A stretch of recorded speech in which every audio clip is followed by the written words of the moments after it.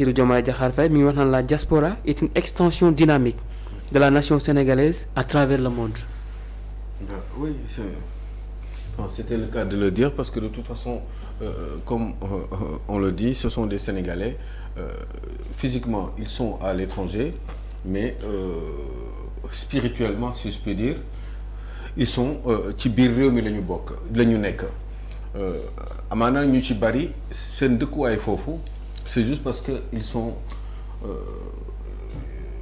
c'est la situation économique à mon sens qui a été à l'origine parce que képp koo xam ne da nga génn dem bitim réew eh ben loolu du lu la gënal parce que képp koo xam ne citoyen réew nga bu doon sa sago fi nga juddoo nga màggee fa nga mën fa dëkk et pour des raisons économiques forcément il faut nga dem moo tax ñu doon wax ni xam nu ñu koy waxee sax encore dem kii ji enfin pas daani doole y a un autre mot. dem kii ji am na benn mot quoi xaw ma daani doole. doxandeem yaa ngi dégg pour avoir quelque chose de pour mën a am dara. parce que seen réew mënuñu ko fi am parce que pour x raison dégg nga moom bu ñu demee nag ba yàlla dimbali leen ñuy reyante di dimbali ñooñu ñu ngi dimbali nguur parce que nguur ci seen bopp nguur réew mi ñoom ñoo waroon def loolu moo doon seen liggéey parce que ñoom ñoo waroon def en sorte que ni immigré yi bañ dem surtout mun nañ ko comprendre sax ci période début indépendance yi mais au bout de 50 ans tey ñuy gis ni immigré yaa ngi sénégalais yaa ngi gën di dem di ndoxandeem parce que tout simplement c'est pour des besoins économiques te wax dëgg yàlla loolu d'abord il faut que ñu réfléchir ci solution buy tax loolu bu naree continuer di am parce que immigration mënul ñàkk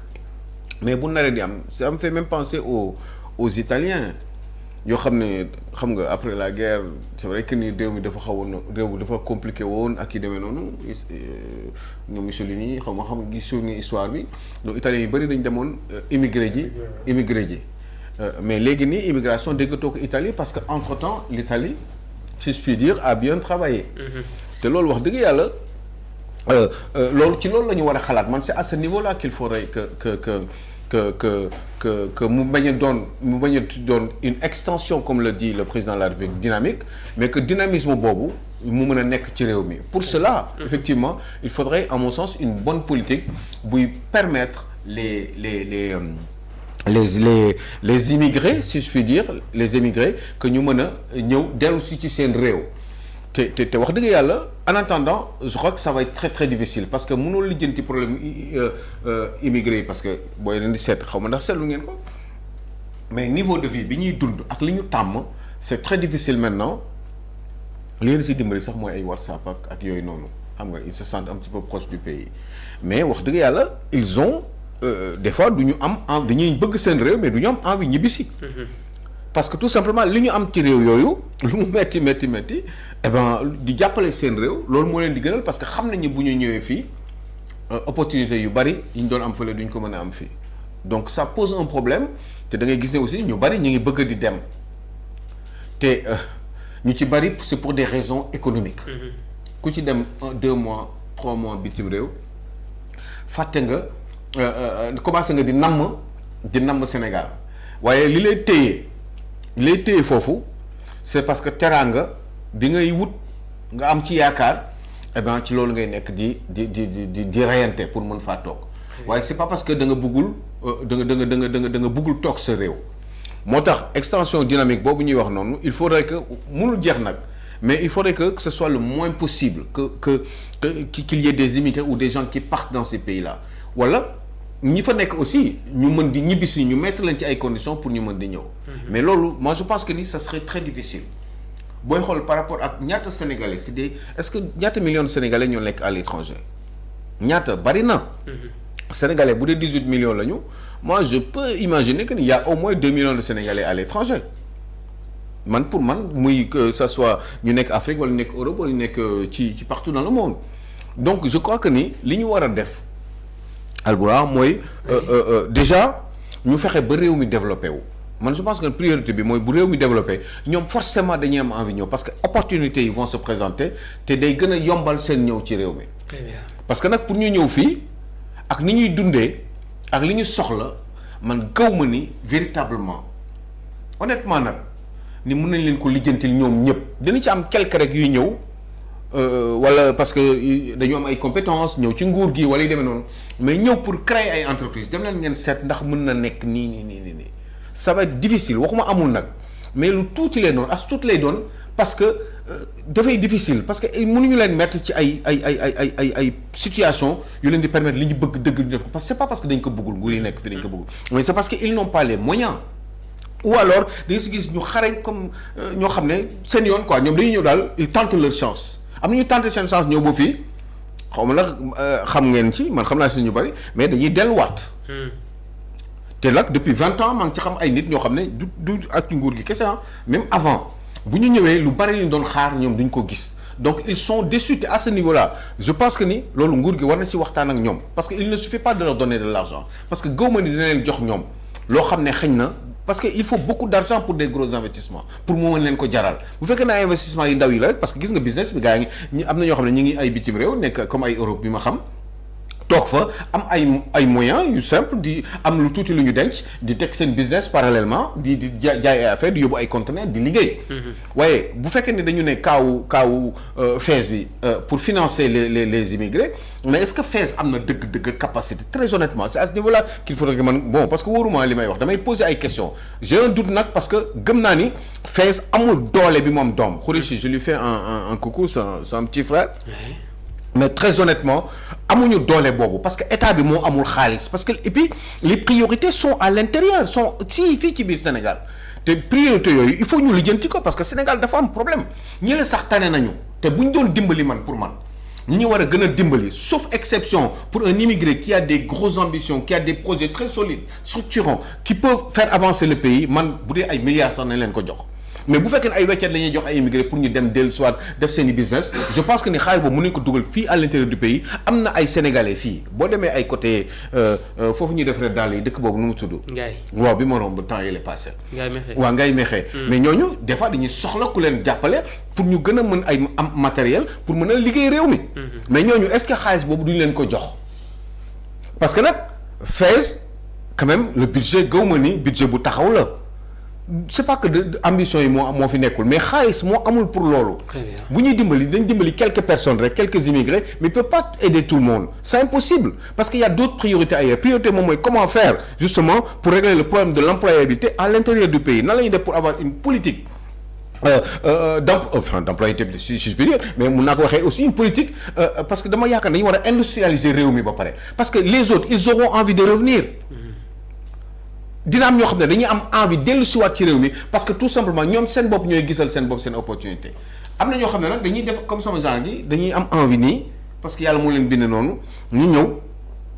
parce que ils ont envie de faire quelque chose pour leur pays parce que man sama cas bu ma koy xool damay xool un petit peu sama cas mais mënul nekk benn parce que man jóguma dem immigré moi je suis parti rejoindre mes parents en Europe donc bokkul après da ngay dem xam nga xoslu bi à la limite sax da nga xaw a am chance tuuti parce que da nga ñëw ñu dugal ci kër xam nga waajur di la toppatoo dugal la école xam nga nga koy ñafe di avancer xaw a am autonomie tuuti di liggéey di jàng et cetera mag xam nga am liggéey xam nga yor njaboot aussi après nga saxal nekk ci Sénégal nga ne man il faut que j'aille faire quelque chose pour mon pays. am ñoo xam dañuy bu ñu ñëwul du ñu ñëw mukk tànk amuñu ay opportunités yu leer mais quelqu'un comme man je prends des risques si un homme bu dara nekkee sama bopp rek. dama naan lii il faut ma jëm ko def à un moment donné man personnellement si je peux le dire j'ai pensé que il fallait que je fasse quelque chose pour mon pays c'est pas parce que j'avais un besoin forcément dara pour yooyu bi may ñëw xam naa daal war naa mën a wax ci réew mi xam naa war naa mën a bind xam naa war naa mën a créer benn affaire boo xam ne dinaa mën a am une capacité d'influence pour faire avancer le pays par rapport ak man li ma mën. Très bien. Donc forcément bi may ñëw da ngay ñëw créer benn affaire mais da ngay gis ne après sax affaire bi bon bah parce que ñun finalement quand on parle de diaspora là mais ñi nga xam ne dañu jël risque ñëw par exemple ci réew mi créer teg ay affaire mu commencer di avancer tuuti à tort ou à raison peut-être que ça peut être très critique comme quelqu'un comme man mi nga xam ne dama créer une boîte de communication bu éditer un journal dugal ci sama xaalis personne ne m'a aidé personne ci régime Macky Sall personne même su fekkee nit ñi dañ koy wax parce que bu amee ko mës a def na ma ko wax yaa ngi dégg. Pourtant ñun waroon nañu mën a dimbali waroon nañu ne kii kat c'est un garçon qui paraît courageux xaar yu jëm xool lan la ñu mën a def par rapport à ses capacités pour dimbali ko ci li muy yëngatu bu dee mën na si daal même bu fekkee nañ ko mën a jox ay conseils et pourtant ils n'ont pas fait je parle du régime de Macky Sall ils l'ont jamais fait personne ne m'a jamais aidé. Très bien. ñëw jël kii nii par exemple comme ay genre fees bi pourtant amoon na fi ay yeneen yi nu mu tudd ay FONGIP ay yi demee noonu mais pourtant man musuñu maa dimbali te bu ma kenn wax ni musuma def demande bi. bu ma ko kenn wax mais xëy na peut-être nii ni ma koy defee nii suivre côté administratif bi bind ak yi demee noonu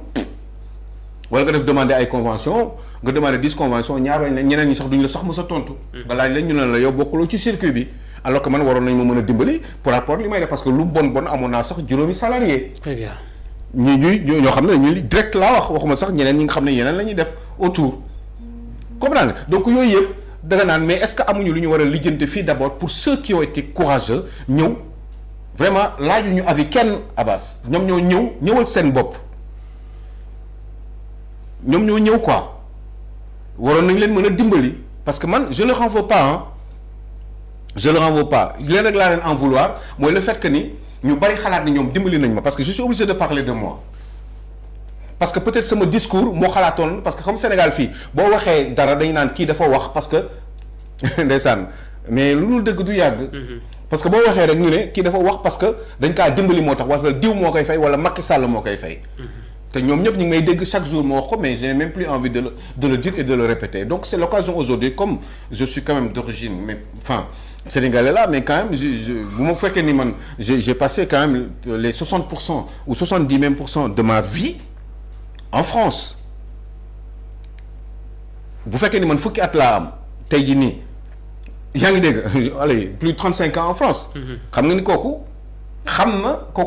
Europe kooku moom moo jël risque. bu doon ñeneen ñi dañuy wut ay garantie seet ndax c'est sûr wala wut nañ benn FAISE wala benn FONGIP bu leen dimbali avant ñuy teg mais moi je suis venu comme ça et à la limite même j'ai dépensé de l'argent imaginez bien parce que wax mooy indi wax parce que je me sens concerné directement je suis obligé de parler de moi parce que sama bopp moo ëpp solo. Très bien. Moi j'ai créé un journal un quotidien par exemple boo xam ne mais lépp ci sa fonds propre laa ko créé. Et j'ai essayé de tenir pendant 4 ans jusqu'à il y a 6 mois où il y a quelques difficultés mais pourtant les gens pensaient que ni man ay ñoom Macky Sall ay gars yi ñoo ma dimbali te yàlla xam na ni xamuma leen man si teel a laay waxee. Très bien. Occasion bi nag moo tax may wax lii quoi parce que sinon du ma si sax wax mais comme on parle de ñi nga xam ne dañu def effort jóge ci diaspora bi man ci diaspora laa jóge donte c'est différent parce que immigré directement man jóge ma fi dem immigré si ay waajur ñoo ma yóbbu bitim réew. ma toog à un moment donné gis ay yoo xam ne dafa injustice yoo xam ne dafa am ci réew mi ma yàgg di xam surtout sax ka ay ñoom kaawu Talla Sylla li ñu leen agressé woon yooyu moom ma gënoon a metti alors ma gis Sidi Lamine Niass par exemple ni mu doon waxee je m'étais promis que ni bés bu ma amee ay moyens dinaa ñëw Sénégal pour reyante parce que lii nii man mënu ma ko nangu parce que man je pense que j'ai eu beaucoup trop de chance bourse française la am xam nga j'ai eu le temps de travailler à 22 ans je partais à l'université en voiture ñoom Abdou Ndaw yàlla na ko yàlla yërëm ay ñoom Amit ndeysaan ñu si bari làqu na ñoom Talla Sylla ñoom Moussa Tine xam nañ man li may wax ndax dëgg la du dëgg. Très bien. est-ce que yaa ngi dégg donc yooyu yëpp boo ko dundee nga def ay sacrifices jël ay moyens au lieu que tu achètes une maison nga ñëw créer entreprise di dundal entreprise bi en espérant que ni un jour entreprise bi dina dox pendant pratiquement 3 ans entreprise boobu nar a nërmeelu parce que tout simplement et may dégg lii rek tey nii ñu may waxu FAISE te FAISE en principe Khoureychi sama rakk la. C'est un garçon que j'aime beaucoup te yéene naa ko lu bari pour ses ambitions futures te c'est un garçon qui est courageux et qui est loyal et qui aime Ousmane Sonko mais qui connaît mon avis ci lu bari li ma d'accord ak ñoom ak li ma d'accordul ak ñoom kon wax dëgg yàlla FAISE bi baax na mais nañ ko jox ni ñu ko war a jox mais am na ñoo xam ne ils ont pris le risque déjà d'être présents dans le pays. Très bien. sans l'avis de personne. Merci. Parce que dañu xalaat ne ñoom ci réew mi la ñu bokk. reyante nañu def nañ li ñu war a def bon ben à tort ou à raison des fois ñu ne dafa contre kii wala ñu dafa bëgg kële mais loolu yëpp une chose est sûre c'est l'occasion aujourd'hui de préciser que ni man Aliou Sow bi mu fi teewee ba tey ci réew mi kenn musul comme ñi ñuy def di créer ay société de presse di jël ay millions di ko jox ay nit man ils n'ont jamais fait pour moi. D'accord, merci penn beaucoup. amul. Merci. te bés ku amoon tamit. xam nga nañ ko wax quoi. D'accord, merci beaucoup. comprendre nga que man loolu rek laa bëggoon profiter pour waxaale ko. D'accord. Parce que c'est très difficile de ce pays-là. Parce que quand tu parles dañu naan diw la ñuy dimbali parce que FAISE bi tamit ñi ngi naan est-ce que du ay ñi nga xam ne dañu jege diw wala diw ñooñu la ñuy jox yenn possibilités yi loolu tamit nañ ko éviter te aussi képp koo xam ne ak nu mu mënti mel xalaat bu mu mënti am ci réew mi bu ñu ko waree dimbali parce que intérêt réew mi la rek nañ ko dimbali mais bu ñu xool ban position la nekk. d'accord merci beaucoup. te bu ñu remercier kenn aussi wala ñu xalaatal kenn dafa wax dara parce que diw moo ko jox xaalis. parce que loolu man ça m'a fait beaucoup de peine même bu fekkee ne musuma ko wane sax parce que surtout que du dëgg. et ça m'a fait beaucoup de mal et pourtant man dañ maa waroon dimbali muy régime Macky Sall muy régime mais ñaanuma dara damay waxtaan bi rek moo tax may wax nag dama bëgg rek mu leer ni man je demande rien mais damay waxtaan bi moo indi wax boobu parce que man aussi je suis d'origine mes parents sont des immigrés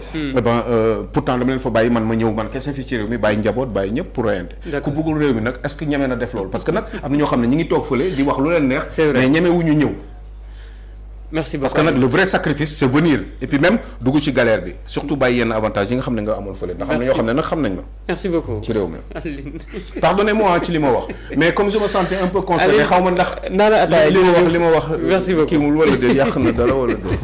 parce que je me sentais directement concerné. jërëjëf Aliou Pape Moussa. waaw Albourakh yoon dem foofu si kat. waaw xam nga Albourakh. balaa ñoo avancer tuuti rek ma xaw a recadrer Aliou nekkoo un Sénégalais de l'extérieur. Tu es dans le pays, tu es un Sénégalais de l'intérieur. Donc kon fonds d'investissement pour les Sénégalais de l'extérieur mënul concerner non ñaanuma xam na waxuma la ngay ñaan non daal dama dégg nga wax mel ni comme si tu es de la diaspora quoi nekkoo diaspora yaa ngi Sénégal non dama def parallèle bi entre des gens qui sont déjà là qui se sont battus waxuma waxu fees na leen dimbali mais nañu dimbali des gens qui sont concrets ñoo xam ne ils ont des projets solides yoo xam ne avantage réew mi la et je sais que ni du doy parce que mënuñu ko defal ñëpp parce que réew mi dafa am problème mu xaalis et je pense que ni les prioritaires sont à l'intérieur de ce pays là te ñooñu la ñu war a def priorité sax waruñu ko def fees par contre ñi nga xam dañu am ay projets yu solide nekk bitim réew bëgg indi dara pour intérêt réew mi fees dafa leen war a jàppale mais il faut pas que ku ñëw rek ñu jàppale man foofu laa doon waxee c'est ça te boo xoolee sax ni Khoureyssi et son équipe doxalee mbir yi di nga xam ne financement yoo xamante ne sur la base de projets solides mais aussi un arbitrage bu mu def mais à l'intérieur du pays c'est un garçon très correct oui il est bien effectivement et c'est un immigré aussi ancien tout à fait qui connaît le monde absolument c'est un Sénégalais de la diaspora bu fa jógee ñëw exactement donc ñi